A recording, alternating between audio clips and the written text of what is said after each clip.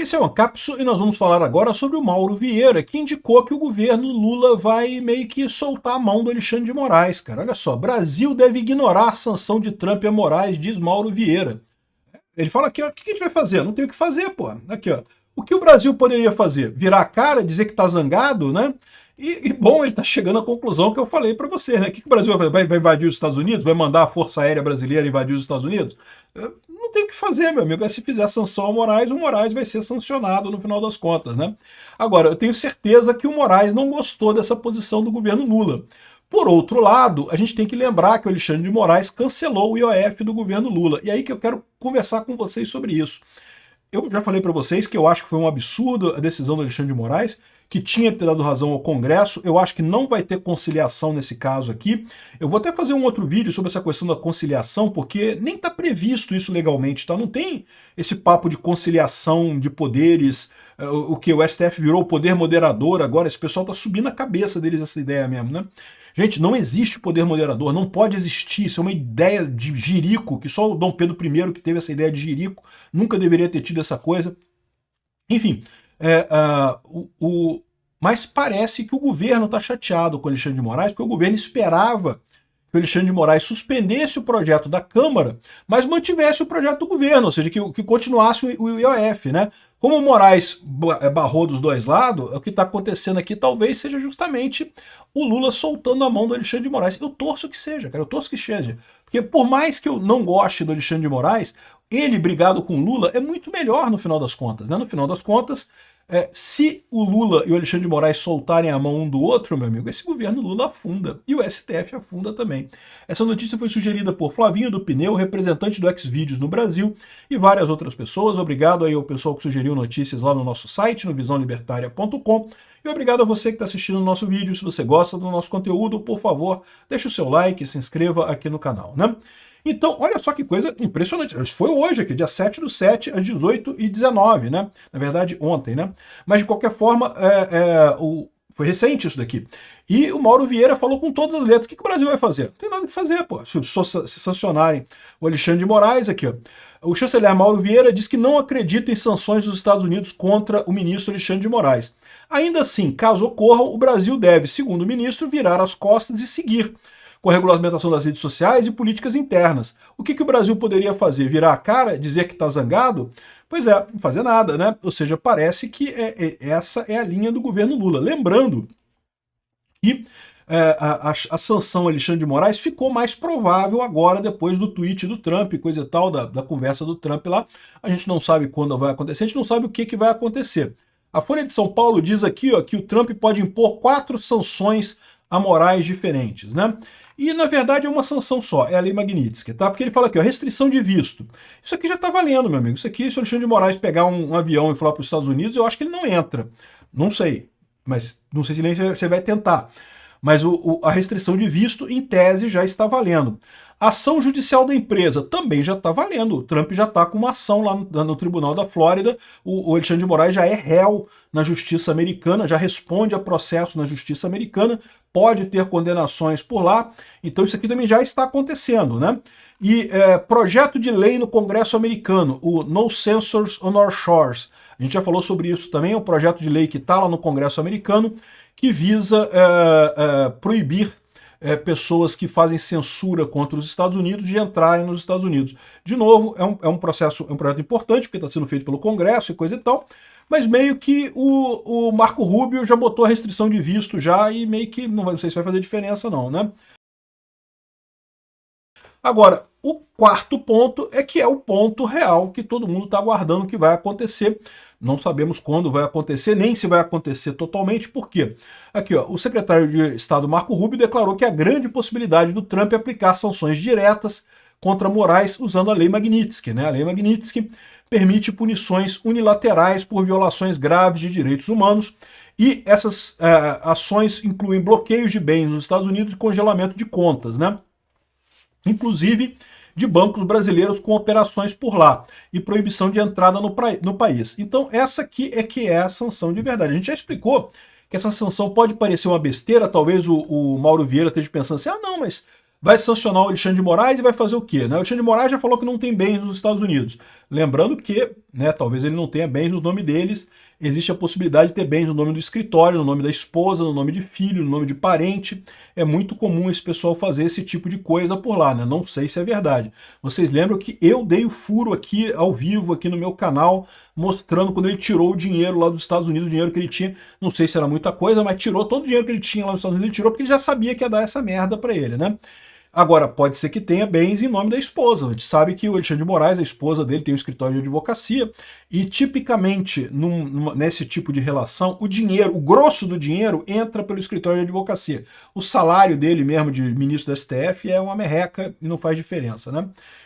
Enfim, e as sanções da Lei Magnitsky podem abraçar também esposas e empresas de advocacia, de familiares e coisa e tal. Então, isso pode machucar o Alexandre de Moraes, mesmo essa parte aqui. Mas mais do que isso, o pessoal está se esquecendo que qualquer banco que tenha negócio nos Estados Unidos é obrigado a cancelar a conta da pessoa. Então os bancos brasileiros vão ter que cancelar a conta aqui no Brasil se quiserem continuar fazendo negócio com os Estados Unidos. Veja, é lógico que os Estados Unidos eles não podem obrigar o banco no Brasil a cancelar a conta do Alexandre de Moraes no Brasil. Eles não vão fazer isso. Eles vão falar o seguinte, olha só, eu vou cancelar o seu acesso aqui ao mercado americano. Você não vai poder mais usar o SWIFT, não vai poder fazer mais negócio no Brasil, a menos que você resolva essa pendenga da Lei Magnitsky aí e cancele a conta do Alexandre de Moraes. E aí eles vão botar os bancos brasileiros numa sinuca de bico, porque, para pensar, no momento que acontecer esse tipo de coisa, o que o Alexandre de Moraes vai fazer? Não, que é proibido cancelar a conta de ministro do STF. Então os bancos brasileiros vão ter que abandonar os Estados Unidos, todos comprar um prejuízo enorme para poder manter a conta do ilustríssimo, carequíssimo Máximo da República, né? O que vai resultar disso daí? Eu não sei, né? O problema é que isso daqui é que o governo brasileiro vê isso como um ataque à sua soberania, à Lei Magnitsky, né? Mas, como disse o Mauro Vieira, o que o Brasil vai fazer? Vai fazer o quê? Vai aplicar a Lei Magnitsky nos americanos? Faz isso. O Lula, aplica uma lei no Trump lá, proibindo o Trump de ter coisas no Brasil. Confisca os bens do Trump no Brasil. Faz isso para você ver que legal, que divertido que vai ser, né? Não tem o que fazer, pô. É o que eu falo para vocês. O pessoal fica nessa brincadeira de que o Brasil é um país soberano e coisa e tal. O Brasil é um país soberano, mas as coisas não são bem assim, né? Você tem o fator do peso econômico dos Estados Unidos, que é simplesmente muito maior que o do Brasil.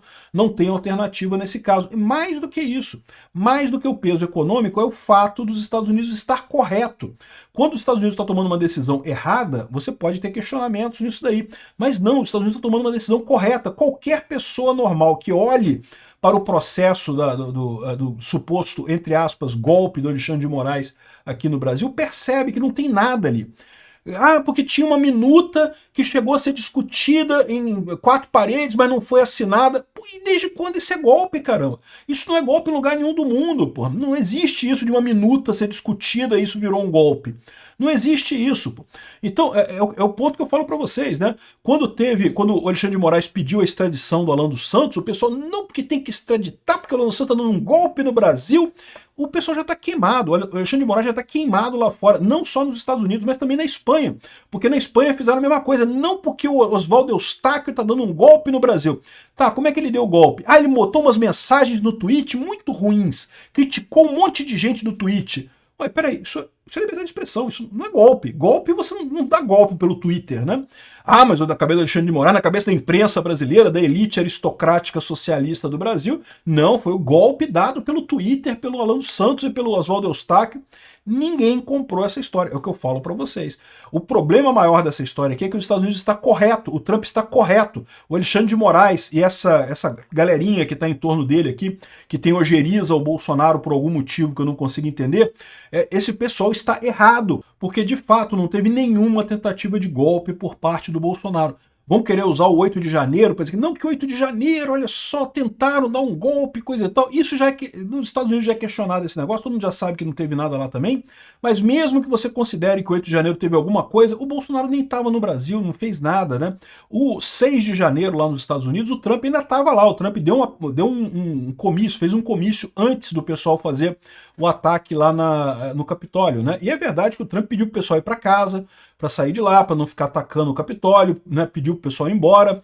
Mas Bolsonaro nem estava aqui, Bolsonaro não estava no Brasil, não teve nada com essa ligação. Esse pessoal que estava na porta de quartel já era outra turma, não tinha nada a ver com Bolsonaro, né?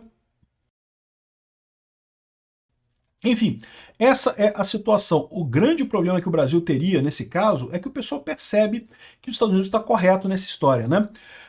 Mas aí que vem um negócio. Por que o governo Lula está soltando a mão do Alexandre de Moraes? Não, se tiver sanção, vai ficar por lá mesmo, né? IOF, Moraes zera a disputa e chama governo e oposição para a mesa de negociação de novo.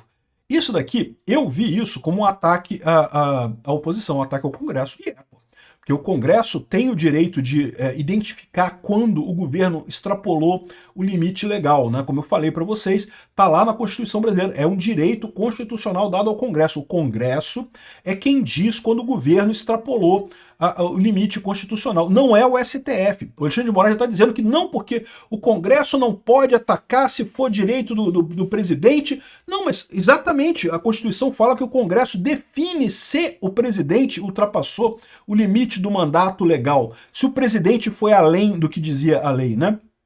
Então, eu acho que a decisão do Moraes foi mais errada com o Congresso do que com o Lula. Mas a verdade é que o pessoal do governo não está vendo assim não. Aqui, ó. Decisão de Moraes sobre IOF marca uma inflexão na relação entre o STF e o Executivo. E eu falei para vocês isso antes dessa história, tá? Por quê? Porque não é tão óbvio assim que o Alexandre de Moraes ia ficar ao lado do Lula. O Lula achava que ia. O Lula achava que o Alexandre de Moraes ia derrubar o decreto do Congresso e ia dar razão para o Lula. O Alexandre de Moraes fez quase isso, só que ele também derrubou o decreto do Lula. Ele também proibiu o aumento do IOF do Lula e ficou no meio do caminho e marcou uma conciliação que eu acho não vai dar em nada. Eu vou falar dessa conciliação num outro vídeo, tá? Que também é uma besteira isso, mas o fato é que o Lula ficou chateado. O pessoal não gostou, cara. O pessoal do governo não gostou. Eles esperavam que o Alexandre de Moraes bancasse o Lula. Aqui, ó, o que o pessoal está dizendo aqui, ó. Decisão do STF sobre IOF incomoda tanto aliados de Lula quanto a oposição. Eu, como oposição, me senti incomodado mesmo. Acho um absurdo. Não tinha nem que judicializar. Mas para pensar.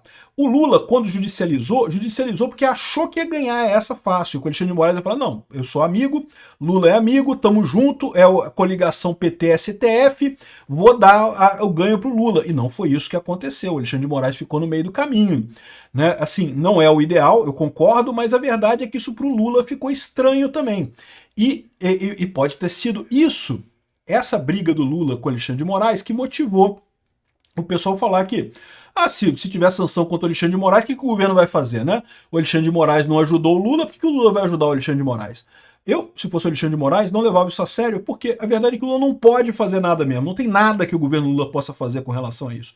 Essa é a triste realidade, a gente tem avisado isso há um tempão. O Alexandre de Moraes está numa bolha desse tamaninho, assim, que ele está achando que ele está certo, que não, que estou salvando, entre aspas, democracia do Brasil, e tem um monte de puxa-saco em redor dele ali, jornalista. Aí, Xandão, parabéns, Xandão, salvou a democracia do Brasil, Xandão, bate nos bolsonaristas, Xandão. Tem um pessoal ali em torno dele, ali, cara, que tá botando ele ali no céu, né? E ele acha que tá abafando. Ele não percebe o tamanho da lambança que ele tá fazendo. E que tá todo mundo vendo, né? Tá todo mundo vendo que, pô, o rei tá nu, ele tá fazendo só merda, né? Enfim, eu acho lindo isso daqui, né? Ou seja, a decisão do STF sobre o IOF incomodou, criou um cisma entre o governo Lula e o STF. E se isso daí realmente se... Olha, repara como é que está acontecendo. A gente está exatamente no ponto que eu falei para vocês. Estamos no divisor de águas. Pode ser que o Alexandre de Moraes decida que, olha só, já que eu preciso do Lula agora para bater no governo americano e coisa e tal, eu vou agora ajudar o Lula, vou botar o IOF, vou sacanear o Congresso e aí pronto, vamos para o caminho da Venezuela. Vai virar agora o governo Lula, vai começar a governar com o STF para tudo, qualquer coisa pede ajuda do STF. Não quis aprovar uma PL de imposto sobre streaming. Xandão, aprova um PL de streaming aí urgente. O Xandão vai ter que aprovar, porque agora, né, virou filho dele, né? Ou então o Xandão vai brigar, porque o que eu falo para vocês não é óbvio. O Xandão, ele não gosta do Lula, assim. O Xandão gosta do PSDB. O Xandão queria o Alckmin, o Dória, alguém ali da centro-esquerda ali para ficar no lugar do Lula. É isso que o Xandão queria. Então, de certa forma, ele está seguindo esse caminho aí de sacanear o Lula também, né? Vamos ver se a conciliação vai dar alguma coisa. Eu acho que essa conciliação não vai a lugar nenhum. E eu torço pela briga entre Lula e Alexandre de Moraes. Não gosto de nenhum dos dois. Os dois brigando é melhor para mim. Obrigado por assistir o vídeo até o final. Além de curtir, compartilhar e se inscrever no canal, considere se tornar patrocinador com valores a partir de R$ 1,99. Clique no botão Seja Membro abaixo para saber as condições e vantagens de patrocinar o canal. Mais informações sobre o nosso projeto, visite nossos sites indicados na tela.